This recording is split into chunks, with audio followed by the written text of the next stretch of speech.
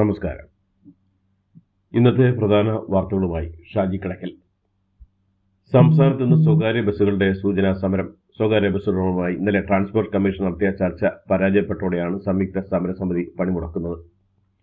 വിദ്യാർത്ഥികളുടെ കൺസെഷൻ നിരക്ക് കൂട്ടുക, വ്യാജ കൺസെഷൻ കാർഡ് തടയുക, 140 കിലോമീറ്റർ അധികം ഓടുന്ന ബസ്സുകളുടെ പെർമിറ്റ് പുതുക്കി നൽകുക, അനാവശ്യമായി പിഴ ഈടാക്കുന്നത് തടയുക തുടങ്ങിയ ആവശ്യങ്ങൾ ഉന്നയിച്ചാണ് പണിമുടക്ക്. ഒരാഴ്ചയ്ക്കുള്ളിൽ പരിഹാരം ഉണ്ടായില്ലെങ്കിൽ ഈ മാസം 22 മുതൽ അനിശ്ചിതകാല സമരത്തിലേക്ക് നീങ്ങാനാണ് തീരുമാനം. വാർത്തകൾ വിശദമായി. തൊഴിലാളി സംഘടനകളുടെ നേതൃത്വത്തിൽ നാളെ ദേശീയ പണിമുടക്ക്. കേന്ദ്ര സർക്കാരിന്റെ തൊഴിലാളി വിരുദ്ധ നയങ്ങൾ പ്രതിഷേധിച്ചാണ് പണിമുടക്കിന് ആഹ്വാനം ചെയ്തിട്ടുള്ളത്. 10 തൊഴിലാളി സംഘടനകൾ പണിമുടക്കിൽ ഭാഗമാകും. വാണിജ്യ വ്യവസായ മേഖലയിലെ തൊഴിലാളികളും കേന്ദ്ര സംസ്ഥാന സർക്കാർ ജീവനക്കാർ, ബാങ്ക്, ഇൻഷുറൻസ്, തപാൽ, ടെലികോം തുടങ്ങിയ മേഖലയിലെ ജീവനക്കാരും പണിമുടക്കിൽ ഭാഗമാകും. പാൽ, ആശുപത്രി അടക്കമുള്ള ആവശ്യ സർവീസുകളെ പണിമുടക്കിൽ നിന്ന് ഒഴിവാക്കിയിട്ടുണ്ട്. MSC എൽസ കപ്പലപകടത്തിൽ 9531 കോടി രൂപ കപ്പൽ കമ്പനിയിൽ നിന്ന് നഷ്ടപരിഹാരം ആവശ്യപ്പെട്ട് സംസ്ഥാന സർക്കാർ ഹൈക്കോടതിയെ സമീപിച്ചു.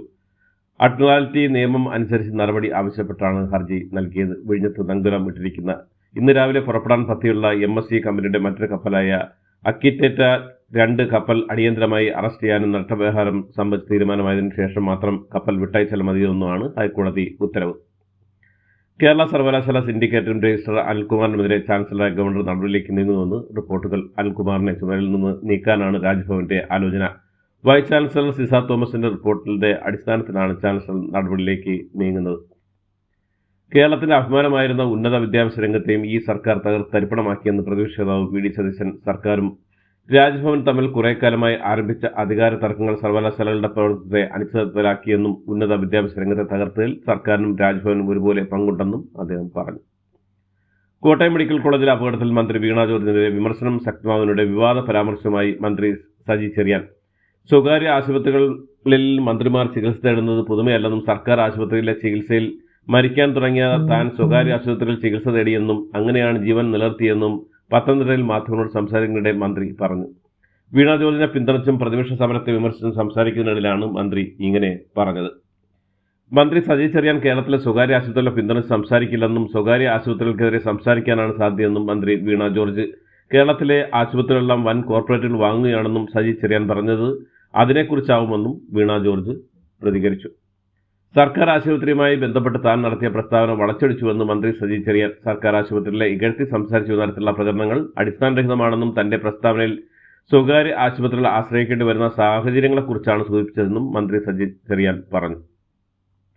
നിപ വ്യാപനം ഒഴിവാക്കാനുള്ള കർശനവും സൂക്ഷ്മവുമായ നിരീക്ഷണ നടപടികൾ സ്വീകരിക്കുന്നുണ്ടെന്ന് ആരോഗ്യവകുപ്പ് മന്ത്രി വീണ ജോർജ്. പാലക്കാട് ഗവൺമെന്റ് മെഡിക്കൽ കോളേജിൽ നടന്ന അവലോകന യോഗത്തിൽ സംസാരിക്കുന്നതിനിടെയാണ് കർശന നടപടികൾ സ്വീകരിക്കുന്നതിനെക്കുറിച്ച് മന്ത്രി വ്യക്തമാക്കിയത്. പാലക്കാട് ജില്ലയിൽ നിപ സ്ഥിരീകരിച്ച യുവതിയുടെ ആരോഗ്യനില ഗുരുതരമായി തുടർന്നു. 9 പേരുടെ സാമ്പിൾ പരിശോധനാ ഫലം നെഗറ്റീവാണ്. യുവതിയുടെ ബന്ധുവായ ഒരു കുട്ടിക്ക് കൂടി പനി ബാധിച്ച യുവതിയുടെ സമ്പർക്ക പട്ടിക നിലവിൽ 208 പേരാണുള്ളത്. നിപയുടെ സാഹചര്യത്തിൽ ആരോഗ്യമന്ത്രിയുടെ നേതൃത്വത്തിൽ മെഡിക്കൽ കോളേജിൽ അവലോകന യോഗവും ചേർന്നു. നിപയുമായി ബന്ധപ്പെട്ട് വ്യാജപ്രചരണം നടക്കുന്നുണ്ടെന്നും ഇത് സൈബർ പോലീസിന് കൈമാറുമെന്നും ആരോഗ്യമന്ത്രി വീണ ജോർജ്. 2 ജില്ലകളിലും ഒരേ സമയം നിപ റിപ്പോർട്ട് ചെയ്യുന്നത് ഇത് ആദ്യമാണ്. 5 ജില്ലകളിലായി ഇതുവരെ പരിശോധിച്ച 46 പേരുടെ സാമ്പിളുകൾ നെഗറ്റീവാണെന്നും മന്ത്രി അറിയിച്ചു. ആരോഗ്യമന്ത്രിക്കെതിരെ സമരങ്ങൾ രൂക്ഷവിമർശനവുമായ ധനമന്ത്രി കെ.എൻ. ബാലഗോപാൽ. യൂത്ത് കോൺഗ്രസിനും BJPയും ഒരു മരണത്തെ ആഘോഷമാക്കുന്നുവെന്നും ഉണ്ടാകുന്ന സമയത്ത് അതിന്റെ പേരിൽ ധിക്കാരവും ഗുണ്ടായുസവും കാണിക്കുന്നത് ശരിയല്ലെന്നും ധനമന്ത്രി പ്രതികരിച്ചു.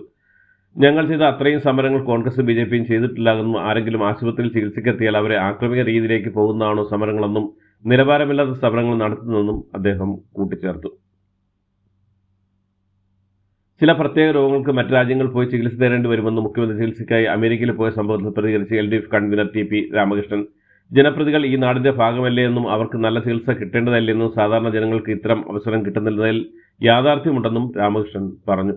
കോൺഗ്രസ് സമര സംഗമ വേദിയിൽ റീൽസ് രാഷ്ട്രീയത്തെ വിമർശിച്ച് MK രാഘവൻ MP. സാമൂഹ്യ മാധ്യമത്തിൽ മാത്രം നിന്നാൽ തെരഞ്ഞെടുപ്പ് വിജയിക്കില്ലെന്ന് MK രാഘവൻ MP പറഞ്ഞു. എല്ലാവരെയും ഒരുമിച്ച് കൊണ്ടുപോകാൻ സാധിച്ചാൽ UDFന് തിരിച്ചു വരാൻ കഴിയുമെന്നും MK രാഘവൻ MP പറഞ്ഞു. ദേശീയ വിദ്യാഭ്യാസ പദ്ധതി പ്രകാരം 1247 കോടി രൂപ കേന്ദ്ര സർക്കാർ നൽകാനുണ്ടെന്ന് വിദ്യാഭ്യാസ മന്ത്രി വി. ശിവൻകുട്ടി. പലതവണ ആവശ്യപ്പെട്ടും പണം നൽകിയില്ലെന്നും ഇതിനായി കോടതിയെ സമീപിക്കുമെന്നും വിദ്യാഭ്യാസ മന്ത്രി പറഞ്ഞു. തന്റെ പേരിൽ വ്യാജ ഫേസ്ബുക്ക് പോസ്റ്റ് പ്രചരിക്കുന്നതായും വി. ശിവൻകുട്ടി ആരോപിച്ചു.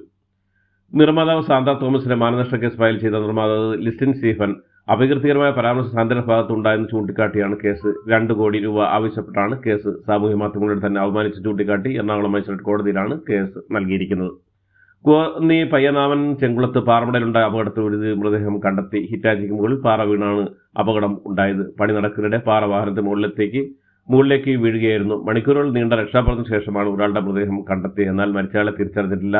2 ഇതര സംസ്ഥാന തൊഴിലാളികളാണ് പാറമടയിൽ അപകടത്തിൽപ്പെട്ടത്. വനിതാ ബറ്റാലിയൻ നവമാധ്യമ ഉപയോഗത്തിന് നിയമനിർമ്മാണം ഏർപ്പെടുത്തി ഉത്തരവ്. പോലീസ് ചട്ടങ്ങൾ മറികടന്ന് നവമാധ്യമങ്ങൾ ഉപയോഗിക്കുന്നതായി ബറ്റാലിയൻ കമാൻഡ് പറയുന്നു. പോലീസ് യൂണിഫോമിൽ വ്യക്തിഗത അക്കൗണ്ടിൽ ചിത്രം പങ്കുവയ്ക്കാൻ പാടില്ലെന്ന് DGP ഉത്തരവുണ്ട്. ഇത് മറികടന്ന് റീലുകൾ ചിത്രീകരിച്ച സാഹചര്യത്തിലാണ് സർക്കുലർ. നവമാധ്യമ നിയന്ത്രണങ്ങൾ പാലിക്കുമെന്ന് ഓരോ അംഗങ്ങളും സത്യവാങ്മൂലം നൽകണമെന്നും കമാൻഡ് അറിയിച്ചു. വയനാട് CPM വീണ്ടും പൊട്ടിത്തെറി. വിഭാഗീയത ആരോപിച്ച് Kottathara area committee local branch അംഗങ്ങൾ രംഗത്തു വന്നു. മഞ്ഞുമൽ ബോയ്സ് സിനിമയുമായി ബന്ധപ്പെട്ട സാമ്പത്തിക തട്ടിപ്പ് കേസിൽ നടൻ സൗബിൻ ഷൈഗറിനെ ചോദ്യം ചെയ്ത് വിട്ടയച്ച് ആവശ്യമെങ്കിൽ സൗബിനെ വീണ്ടും വിളിപ്പിക്കുമെന്ന് പോലീസ് അറിയിച്ചു. കേന്ദ്രമന്ത്രിയും നടനും സുരേഷ് ഗോപി ധരിച്ച മാലയിൽ പുലിപ്പല്ലുണ്ടെന്ന പരാതിയിൽ വനംവകുപ്പ് നോട്ടീസ് നൽകും. സുരേഷ് ഗോപി ധരിച്ചായി കണ്ട മാല ഹാജരാക്കണമെന്നും ആവശ്യപ്പെട്ടാകും നോട്ടീസ് നൽകുക. കോഴിക്കോട് സുന്നത്ത് കർമ്മത്തിനിടെ 2 മാസം പ്രായമായ കുഞ്ഞു മരിച്ച സംഭവത്തിൽ സ്വമേധയാ കേസെടുത്ത് ബാലാവകാശ കമ്മീഷൻ. ജില്ലാ ചൈൽഡ് പ്രൊട്ടക്ഷൻ ഓഫീസർ, ജില്ലാ മെഡിക്കൽ ഓഫീസർ, SHO എന്നിവർ റിപ്പോർട്ട് നൽകണമെന്ന് ബാലാവകാശ കമ്മീഷൻ ആവശ്യപ്പെട്ടു. 10 ദിവസം റിപ്പോർട്ട് നൽകാനാണ് നിർദ്ദേശം. കോഴിക്കോട് കാക്കൂരിൽ ചേല കർമ്മത്തിനിടെ 2 മാസം പ്രായമായ കുഞ്ഞു മരിച്ച സംഭവം ചികിത്സാ പിഴവില്ലെന്ന് ആശുപത്രി അധികൃതർ. മാസം തികയാതെ പ്രസവിച്ച വിവരം കുടുംബം അറിയിച്ചിരുന്നതാണ് വിശദീകരണം. സംഭവത്തിൽ ആരോഗ്യവകുപ്പും അന്വേഷണം തുടങ്ങി. കോഴിക്കോട് മെഡിക്കൽ കോളേജിൽ ഡെന്റൽ കോളേജിനോട് ചേർന്ന് സംരക്ഷണ ഭിത്തി ഇന്നലെ രാത്രി തകർന്നു. കല്ലുകൾ വീണ് റോഡരികിൽ പാർക്ക് ചെയ്ത 2 കാറുകൾക്ക് കേടുപാടുകൾ ഉണ്ടായ സംഭവത്തിൽ ആർക്കും പരിക്കില്ല. തിരുവനന്തപുരം മംഗലാപുരം മധ്യഭാരത് ഭക്ഷണത്തിൽ നിന്ന് ചത്ത പല്ലിയെ കണ്ടെത്തി. യാത്രക്കാർ കഴിച്ച ഭക്ഷണത്തിലെ കറിയിൽ നിന്നാണ് പല്ലിയെ കിട്ടി. ഇദ്ദേഹം കോഴിക്കോട് ഇറങ്ങിയ സ്വകാര്യ ആശുപത്രിയിൽ ചികിത്സ തേടി. ഒമാനിൽ വാഹനാപകടത്തിൽ മലയാളി പെൺകുട്ടി മരിച്ചു. കണ്ണൂർ മട്ടന്നൂർ സ്വദേശിയായ 4 വയസ്സുകാരി ജസ ഹയറാണ് മരിച്ചത്. ഒമാനിലെ ആദം ഹൈമ പാതയിലാണ് അപകടമുണ്ടായത്. ചുഴലിക്കാറ്റിൽപ്പെട്ട് വാഹനത്തിന്റെ നിയന്ത്രണം നഷ്ടപ്പെടുകയായിരുന്നു. തുടർന്ന് വാഹനത്തിൽ നിന്ന് പെൺകുട്ടി പുറത്തേക്ക് തെറിച്ചു വീഴുകയായിരുന്നു. ഇന്നലെ പുലർച്ചെ 1 മണിയോടെയായിരുന്നു അപകടം ഉണ്ടായത്. ന്യൂനപക്ഷങ്ങൾക്ക് ഭൂരിപക്ഷ സമുദായത്തേക്കാൾ കൂടുതൽ ആനുകൂല്യവും സംരക്ഷണവും ഇന്ത്യയിൽ ലഭിക്കുന്നുണ്ടെന്ന് കേന്ദ്ര ന്യൂനപക്ഷ കാര്യമന്ത്രി കിരൺ റിജിജുവിന്റെ പ്രസ്താവനയെ വിമർശിച്ച് AIMIM അധ്യക്ഷൻ അസദുദ്ദീൻ ഒവൈസി. വർദ്ധിച്ചു വരുന്ന ആഗോള സംഘർഷങ്ങൾ ഗൗരവമായ ഉത്കണ്ഠ രേഖപ്പെടുത്തിയ കേന്ദ്രമന്ത്രി നിതിൻ ഗഡ്കരി ഇത്തരത്തിൽ മുന്നോട്ട് പോവുകയാണെങ്കിൽ 3ാം ലോകമഹായുദ്ധത്തിലേക്കാണ് ലോകം നീങ്ങുന്നതെന്ന് ഗഡ്കരി മുന്നറിയിപ്പ് നൽകി. തെലുങ്ക് സൂപ്പർ താരം മഹേഷ് ബാബുവിന് തെലങ്കാന ഉപഭോക്തൃ കമ്മീഷൻ നോട്ടീസ് അയച്ചു. ബീഹാറിലെ പൂർണിയയിൽ ഒരു കുടുംബത്തിൽ 5 പേരെ ചുട്ടുകൊന്നു. പൂർണിയയിലെ തെയ്ത ഗ്രാമത്തിൽ ഞായറാഴ്ചയാണ് സംഭവം. ദുർമന്ത്രവാദം നടത്തിയെന്നും അടുത്തിടെ ഗ്രാമത്തിലുണ്ടായ മരണത്തിന് കാരണമായത് ഈ മന്ത്രവാദമാണെന്നും ആരോപിച്ചാണ് നാട്ടുകാരാണ് 5 പേരെയും ക്രൂരമായി മർദ്ദിച്ച ശേഷം തീ കൊളുത്തി കൊലപ്പെടുത്തിയത്. ഇറാനെതിരെ ആക്രമണം നടത്താൻ അന്താരാഷ്ട്ര ആണവോർജ്ജ ഏജൻസിയുടെ റിപ്പോർട്ട് ഇസ്രായേൽ ആയുധമാക്കിയെന്ന ഗുരുതര ആരോപണമായി ഇറാൻ പ്രസിഡന്റ് മസൂദ് പെസഷ്കിയാൻ.